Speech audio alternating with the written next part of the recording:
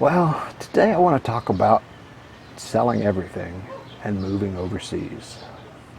It's something that it's kind of a lot of people talk about it, but as I've said before, very few of us are crazy enough to actually do it.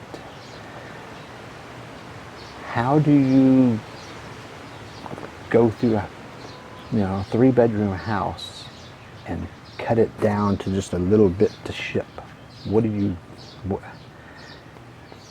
are the thought processes? How can you get rid of everything? It's easier than you think. One thing in the Philippines, you do have to stay flexible. And you have to make do with what you've got. So if you see me drinking wine out of a brandy snifter, sometimes you gotta rough it. Sorry, not much I can do. It is the wrong glass, but it's still wine. So anyway,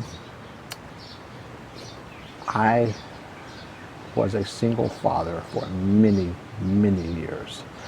So instead of paying child support, I collected. So I'm a little different than a lot of the guys. But I bought a house near the kids' school because when I was dropping them off for babysitting fees were killing me. So I found a place near their school so they could walk to school. And over the years, that just helped out incredibly. When it came time to sell the house, wasn't the best neighborhood, so I didn't make as much money on the house as I would like to have. Such is life. But we had 15 good years there. It was worth it. But I've never stayed in one place that long. Even as a kid growing up, I never stayed in a house 15 years. I had so much crap built up. It's a 3-bedroom house, a garage, and a storeroom, and an attic. And where do you start? There's so much stuff. So the plan was always to retire overseas. I had a big long-term plan. I was going to be 60 or 65, regular retirement, go overseas. I had a 5-year plan of my kids moved out, so I lost child support, which was a bummer, but I also was no longer paying the tuition at private school. I worked for public school, so of course they went to private school. But I had a 5-year plan to pay off all my debt. And then that would put me at like 55. And then I was going to try and save money the last 5 or so years. And 60, 65, I would retire and move overseas. Unfortunately, my brother died from a glioblastoma, which is a very severe brain tumor with a 0 survivability. Senators McCain and Kennedy have both died from it, and believe me, with the medical care they have, if they don't live through it, nobody is. So there was, unfortunately, nothing to be done. And when he died, he had no wife or kids, so my brother and sister and I ended up splitting all of his different retirement monies and stuff that came in, which my portion of it was enough to pay off all my debt. So my 5-year plan turned into less than a year, and I was debt free. So I was just trying to sock money away, and I was looking at it. If I continued with my 5-year plan, I could have had a crap load of money set aside, which probably would not have been a bad idea. And in hindsight, if I waited that 5 years, the housing market would have turned and I would have doubled my money on my house. But instead, because my health was getting very bad, I decided kids were gone, debt's gone, may as well retire early. My health was getting really bad. I worked for the school district driving an air conditioning truck. I did air conditioning repair. I had like 60, 70 schools. I did, at the time, I was doing all the kitchens. We did all the walk-in refrigerators, freezers, ice machines, all that. At another point, I worked in the air conditioning department. We had 300 schools, and we just ran everywhere, and it was a mess. So I was driving a lot. And I would, sometimes I'd have headaches and seizures and fall off ladders and blackout while driving. Things that you're probably not supposed to do. And I could just see me driving around, getting in a wreck and killing myself, or worse, driving through a bunch of school kids and killing 10 or 12 of them. That would be a bad thing. So I figured I had to quit work. I get a very small disability from the VA, not enough to live on in the U.S. I looked into it. I thought I could live on it here. Turns out I was right. You can. It's less than $1,000 a month, and been here for 6 years doing fine. It can be done. Now, I used savings to build a house, but I was paying 6,000 peso rent for a while, and it was, for a 2-bedroom apartment. It was fine. But I ended up moving early. I took a beating on the house because it was the wrong time to sell. The market was terrible. And going through the house, you're like, where do you start? Everything there has memories attached to it. Oh, I remember when I got this, and I did that, and this. Man, I had stuff from years. I had already gotten rid of like high school t-shirts, my senior t-shirt. I'd got rid of that a few years before, but it was like, I had stuff from a long time. I had a artificial tree that I'd had since I was 12. It's just when I moved out of the house, I took it with me. It was just, I had so much crap. So what I did was I bought 10 ballot buy-in boxes, the large ones, and I started to set stuff aside to pack those. And I figured if it doesn't fit in a box, it doesn't go. So I started going through, and of course I love to cook. And I used to work at Williams-Sonoma, a little uppity, kitchenware store. So I have a nice kitchen, and most of it's from 1983. And I didn't want to get rid of it because it was such good quality. Why get rid of it if I'm going to have to come here and buy something anyway? So the knives, pans, porcelain, all that stuff, I brought more than I needed to. But I'm comfortable with it, so I'm okay. Started packing the boxes. I would use my clothes as packing material. Each plate would get a shirt wrapped around it. By doing that, I brought a lot more clothes than I meant to. And I was trying to leave all the warm, the hot clothes, like the cold weather gear. I didn't want to bring a lot of the heavy clothes because I knew I wouldn't wear them. I ended up using some of it as packing material, so I've got a whole section of stuff here I'm never going to wear. But as far as the things go, I brought some clothes, brought my dishes, brought my pans. Those I was not going to skimp on. They're worth shipping. But when you go pick up something, you're like, okay, what is this? And you got that memory of, I remember this and that trip and that vacation and this and that, or that person and when they gave it to me. You got to let all that go. You can't bring everything. If you're like me and a lot of people, you got a house full of junk. And at some point, you got to look at it and realize it's junk. The memories that are attached to it are great. And unless you go senile, you'll still have your memories. So it's not a problem getting rid of the stuff. So most of the things I could get rid of, I had 8 bookshelves full of books. That was hard. Selling my books was hard. But I have thousands of books in electronic format. It's not as good as reading a regular book, but it works. All my CDs are ripped to MP3s. I now have all my DVDs ripped.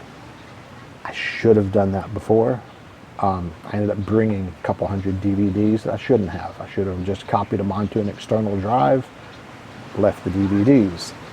That was, I didn't think of it in 2012.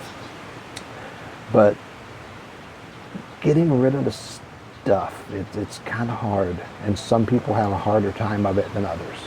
I was able to look at things and go, whatever. And you got to get that attitude. And it's, I think some of that is what holds some people back from moving, is they look at all their stuff and they're like, this is my stuff and I have to have all my things and I can't leave it. And I don't want to be trapped by all my things. I sent too much as it was, sending 10 ballot buy-in boxes. But I figured anything I didn't want I could get rid of. I was an air conditioning man for 25 years. I had a garage full of all the tools and welding torches and vacuum pumps and cans of Freon and just tons of specialty tools. I went to one tool pouch, one that I could carry, a single-handed carry tool pouch.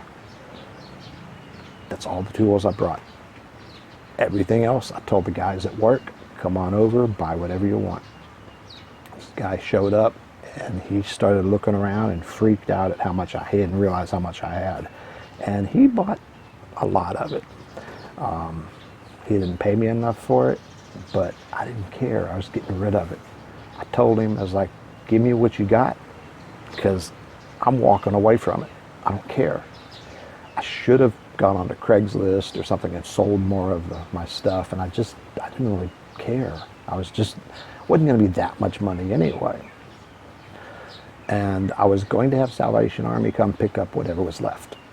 The guy that bought my house says, oh no, anything that's left, just leave it. I was like, well, I was going to at least, get it all out and clean the house. And he goes, no, leave all your stuff, that's fine. Whether he's going to have a garage sale or whether he's a pack rat, I don't know. But I was like, dude, that made it real easy. So I gave my furniture. My son wanted it, but didn't have room for it. So my daughter took the furniture. It was very old. It's called cargo furniture. Bought it in the 80s, has a lifetime warranty. It's amazing stuff. Company's long gone, but the furniture is in amazing shape. It's going to last forever. So my daughter took it and was going to hold it and then give it to my son later when he had room for it. But she ended up cleaning it up and fixing it up some, and I think it's hers now. I don't think he's going to get it. He did get the big screen TV and is still using it. had just bought my first new car. I just made the last payment a month ago. I had 1 month with no car payment, and I gave it away. I gave it to my daughter. Should have sold it. I probably could have got $10,000 for it. But she needed a car, so what the hell. And then there's a Toyota Matrix. Nothing spectacular, but it's a good car. Her husband drove for Uber and Lyft for a while, did really well with that. Not sure exactly what happened, but at some point there was a major wreck on the highway, and the pictures of the car just ripped at my heartstrings because my poor car was totaled. It was trashed. And he came out of it without a scratch. So I guess Toyota makes a decent enough car because he was protected well enough. He came out looking fine, and that poor car was fucked up. So the car is gone. Bummer. But he was safe, so it was okay. And I was long gone by then, so it's not my car, not my problem. But my poor car, before coming over, all I had was the sailor's view of the Philippines, and it's the same as the sailor's view of pretty much anywhere. Bars, girls, food, more girls, you know, it's a sailor. It was nice.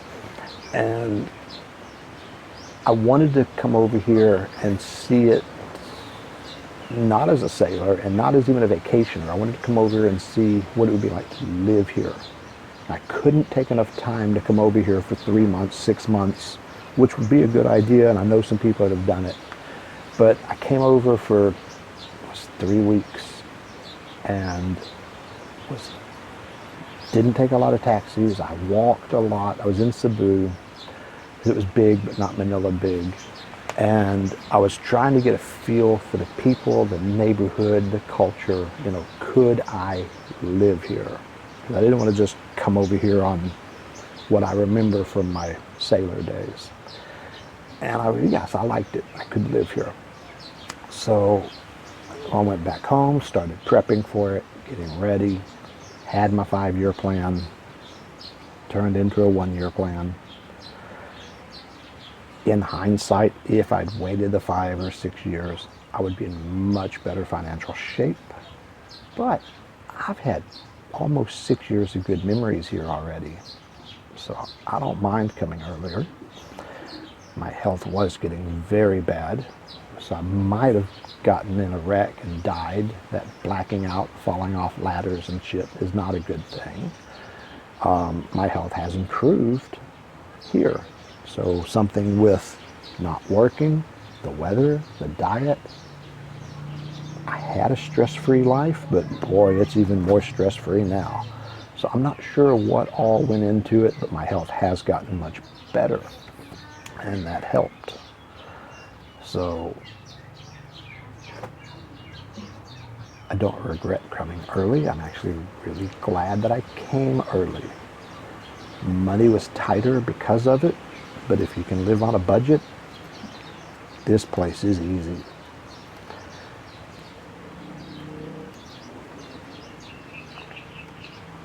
The hardest part is just being able to let go of all your stuff. And it's a mind shift that everyone kind of has to go through to become an expat.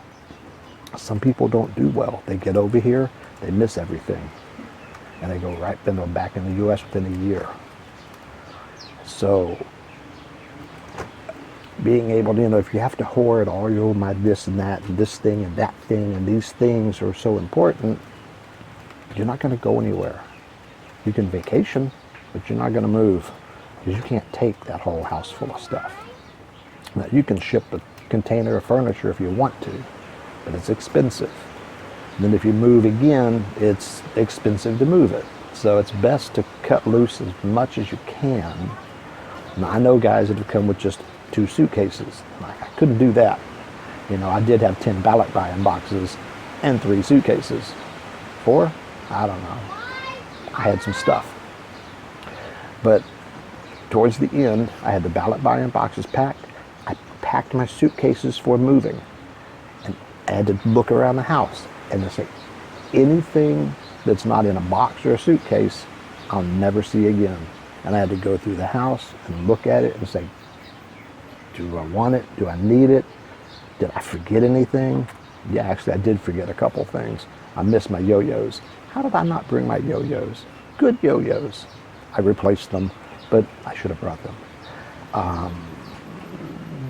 God, I can't even go through the list of all the stuff. And my kids took some. I sold some, had some friends take some. Ended up, because the guy that was buying the house told me to leave it, I left a lot of stuff. I just walked away from it. Like I said, I was going to have Salvation Army come pick up anything I didn't pack, but ended up not needing to do that. So going through all your things, you have to look at, I picked up a whole lot, like individual items, and I'd look at it and I'd think about it and go, is this something that I like the memory of this, or is it the actual thing that I need? And some stuff did get packed for sentimental reasons. Mostly not. Had some photo albums. Most of the stuff ended up being left behind because stuff is just stuff. You got to think, your house burns down, you lose everything, you start over. It sucks, but it works. Moving is about the same. It's like, I can't take all of this. What do I take? What little bit can I bring? And I still think that letting go is something that some people can't do. And that's why some of the guys that talk about coming over here, it's a dream. Oh, no, they're not. Some will, some won't. And I think a lot of it is you can't let go of all your stuff. So look around you, see what you have, see what you need. What is it you actually need to have? What's important? And just look at it and think, could I just walk away from all of this stuff? I could. It was actually pretty easy, and I'm glad I did it. 6 years and counting. Here's to some more. Enjoy your day in paradise.